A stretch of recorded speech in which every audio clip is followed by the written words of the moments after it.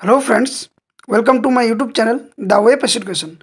So friends, state pass মানেই যে চাকরি নয় প্রাথমিক পর্ষদ সভাপতি এই বক্তব্য করেছিলেন। তো এই বক্তব্য কী কারণে তিনি করেছিলেন বা কালকে যে প্রেস বিজ্ঞপ্তি করে একটা বিজ্ঞপ্তি প্রকাশ করেছে পর্ষদের যে একজন মানে অফিসার, তো সেই বক্তব্যের সম্পূর্ণ তথ্য আলোচনা করব। এবং তাছাড়া আজকে রাজ্যের বাজেট রয়েছে, তো বাজেটে কি আদৌ নিয়োগ নিয়ে বা নতুন নিয়োগ প্রক্রিয়া নিয়ে কোনো আলোচনা করা হবে। 2022 স্টেটের ধর্নার চাপে পর্ষদের যে নোটিশ, সে নোটিশের ডিটেলস জানবো।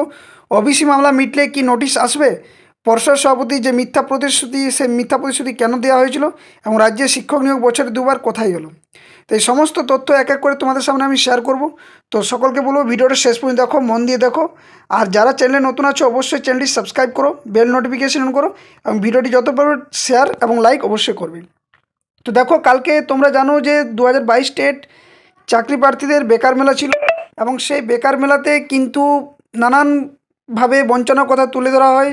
কারণ এখানে প্রতীকীভাবে একটা বিরোধিতা করার কথা বলা হয়, যেখানে রাজ্যের শিক্ষিত শিক্ষক শিক্ষিকারা, যারা হবু শিক্ষক শিক্ষিকা, তারা কিন্তু নানানভাবে বঞ্চিত হচ্ছে, এবং সেই বঞ্চনার জন্য তো সেখানে কিন্তু নানান বঞ্চনার কথা তুলে ধরা হয়, এবং খুব একটা ভালো সাড়া পাওয়া যায় সংবাদ মাধ্যমের দিক থেকে, মিডিয়ার দিক থেকে।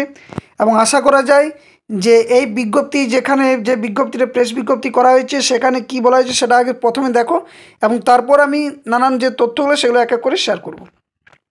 তো দেখো, প্রেস বিজ্ঞপ্তি করা হয়, যেখানে দেওয়া রয়েছে ডেটটা 11/12/2025, 11/2/2025, 11/2/2025। এবং এটা আমি তোমাদের পোস্টও করেছিলাম, যেখানে মহামান্য সুপ্রিম কোর্ট একটা রায় দিয়েছে যে ওবিসি কেস মামলা যেটা ব্যাপারটা, সেটা কিন্তু সুপ্রিম কোর্টে বিচারাধীন।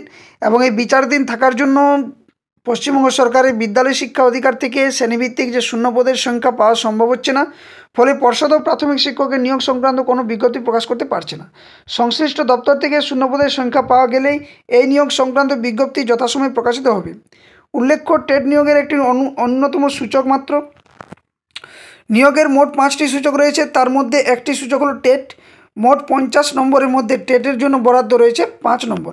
অর্থাৎ এর মাধ্যমে কিন্তু পর্ষদ থেকে এটাই বলা হয়েছে যে টেট পাস করলেই যে চাকরি, এটা কিন্তু নয়। ঠিক আছে, টেট পাস করলে চাকরি নয়, কিন্তু 2022 টেটদের কী আর বাকি রয়েছে? টেট এবং ইন্টারভিউ, ফর্ম ফিল আপ হয়েছে, টেট পাস হয়েছে, গত 5 বছরে কোনো টেট পরীক্ষা হয়নি, তারপর টেট হয়েছে। 2 বছর কোনো নিয়োগ প্রক্রিয়ার এখনও পর্যন্ত নোটিশ আসেনি। তো আমরা তো কোনো চাইনি যে আমাদের চাকরি চাই। আমাদের প্রথমত হচ্ছে যে প্রথম ধাপ যেটা বলা হচ্ছে, একটা ধাপ হচ্ছে যেটা হচ্ছে ইন্টারভিউ। তো ইন্টারভিউ নোটিশ পাবলিশ করতে অসুবিধাটা কোথায়? এবং এখানে যেটা দেখা হচ্ছে সেটা হচ্ছে ওবিসি কেস মামলা। তো ওবিসি কেস মামলা যদি থাকে, তাহলে বাকি নিয়োগের ক্ষেত্রে কেন এই নোটিফিকেশন বার করছে? আরও কি বলছে যে শূন্যপদ সংগ্রহ করা যাচ্ছে না এই ওবিসি কেস মামলার জন্য।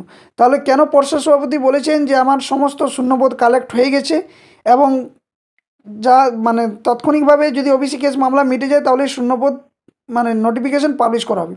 তো এই বারবার যে মিথ্যা প্রতিশ্রুতিগুলো দেওয়া হচ্ছে, তার কারণটি কী, এবং আদৌ কি ওবিসি কেস মামলা মিটবে, বা আজকে যে রাজ্যের বাজেট রয়েছে সেখানে কি নিয়োগ নিয়ে কোনো আলোচনা করা হবে, বা শূন্যপদ নিয়ে, বা রাজ্যে যে সমস্ত নিয়োগ প্রক্রিয়াগুলো বন্ধ রয়েছে সেগুলো নিয়ে কি কোনো বাজেটে বলা হবে? তো এগুলোই কিন্তু দেখার বিষয়।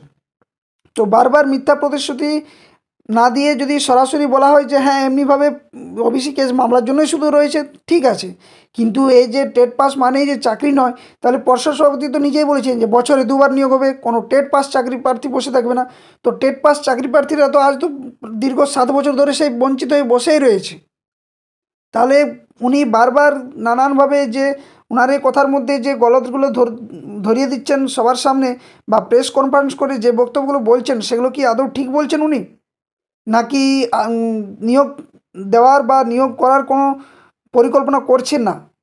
তো এই বিষয়গুলো দেখে বলা যায় যে আর কিন্তু এভাবে বসে থাকলে হবে না। একের পর এক কিন্তু কর্মসূচি হবে, এবং প্রত্যেক কর্মসূচিতে কিন্তু সকলকে অংশগ্রহণ করতে হবে। এবং সরকার কোনো বিরোধী নয়, সরকারকে আঙ্গুল দেখিয়ে চোখ দেখিয়ে বুঝিয়ে দেওয়া যে হ্যাঁ রাজ্যে শিক্ষিত বলেও একটা রয়েছে সমাজ, শিক্ষিত সমাজ বলে রয়েছে, চাকরি প্রার্থীরা রয়েছে, যারা দীর্ঘদিন ধরে ফর্ম ফিল আপ করছে, চাকরি পরীক্ষা দিচ্ছে, চাকরি পরীক্ষায় পাস করছে, কিন্তু নিয়োগের ক্ষেত্রে শুধু শূন্য। তো কালকে যে ধর্ণা মঞ্চ হয়েছিল বা প্রতীকী যে প্রতিবাদ হয়েছিল বেকার, তো যে বেকার মেলা, সেটা কিন্তু খুবই ভালোভাবে চারদিকে সাড়া পেয়েছে। এবং এখানে আমরা রাজনীতির কথা কোনো বলবো না, কারণ রাজনীতির শিক্ষক মহলে রাজনীতি করাটা যুক্তিযুক্ত নয়, কারণ সকলে হবু শিক্ষক। তাই রাজনীতি থেকে দূরে থেকে নিয়ে আমাদের শুধু একটাই দাবি বারবার, যে অতি সত্বরভাবে ওবিসি কেস মামলা মেটানো। তার পরপরে কিন্তু 50,000 শূন্য পদের বিজ্ঞপ্তি প্রাথমিক 2022 টেটের নিয়োগের জন্য প্রকাশ করা। তারপর কারা বাদ যাবে, কাদের লো একাডেমিক, কাদের হাই একাডেমিক বোঝা যাবে। কিন্তু প্রথমত যে পর্ষদ সভাপতি নিজের যে বক্তব্য বলেছিলেন যে বছরে দুবার নিয়োগ, 50,000 শূন্য পদ 2022 টেটদের জন্য রেডি আছে বা তৈরি আছে, এটা আমাদের চাই মানে চাই। তার জন্য যত দূর করার কিন্তু করতে হবে, সরকার বিরোধী না হয়ে নিরপেক্ষভাবে শিক্ষক মহল সমস্ত 2022 টেট চাকরি প্রার্থী 23 জেলার এবার কিন্তু আবার পথে নামতে হবে। তো আশা করা যায় খুব তাড়াতাড়ি কিন্তু নোটিশ আসার সম্ভাবনা থাকবে যদি ওবিসি কেস মামলা মিটে যায়। এবং আজকের বাজেটে যে সন্ধ্যাবেলাতে কি আপডেট আসছে সেটা আমি তোমাদের অবশ্যই শেয়ার করব। তো এটাই ছিল আজকের আপডেট। যদি ভিডিওটি ভালো লাগে ভিডিওটি লাইক শেয়ার করবে বন্ধুর সাথে, এবং চ্যানেলে যারা নতুন আছো অবশ্যই চ্যানেলটি সাবস্ক্রাইব করে বেল নোটিফিকেশনে অন করতে কেউ ভুলো না। ধন্যবাদ। জয় হিন্দ।